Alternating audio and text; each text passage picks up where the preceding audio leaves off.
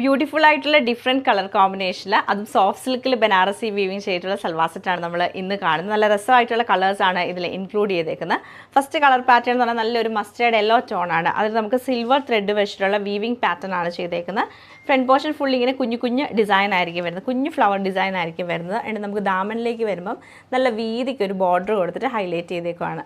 അതുപോലെ നമുക്ക് സ്ലീവും വരുമ്പോഴത്തേക്ക് പ്ലെയിൻ വന്നിട്ട് ബോർഡർ ആയിരിക്കും സ്ലീവിലും കൊടുത്ത് ഇങ്ങനെ ആ ഒരു സിൽവർ ത്രെഡ് വെച്ചിട്ടുള്ള ബോർഡർ ആയിരിക്കും സ്ലീവിലും കൊടുത്തത്. ടോപ്പുമായിട്ട് തന്നെ നമുക്ക് അറ്റാച്ച്ഡ് ആണ്. ടോപ്പിൻ്റെ എൻഡിലാണ് ഈ ഒരു അറ്റാച്ച് ചെയ്തേക്കുന്നത്, സ്ലീവ് ചെയ്തേക്കുന്നത്.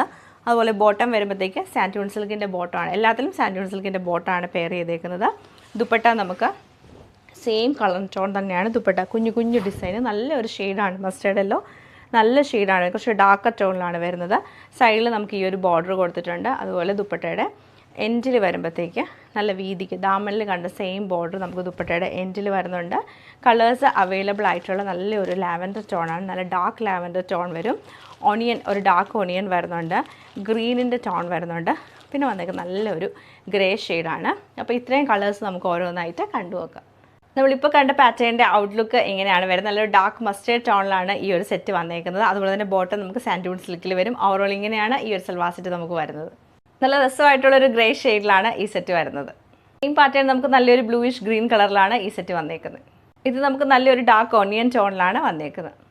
ഇത് നമുക്ക് നല്ലൊരു ഡാർക്ക് ലാവൻഡർ ടോണിലാണ് വരുന്നത്.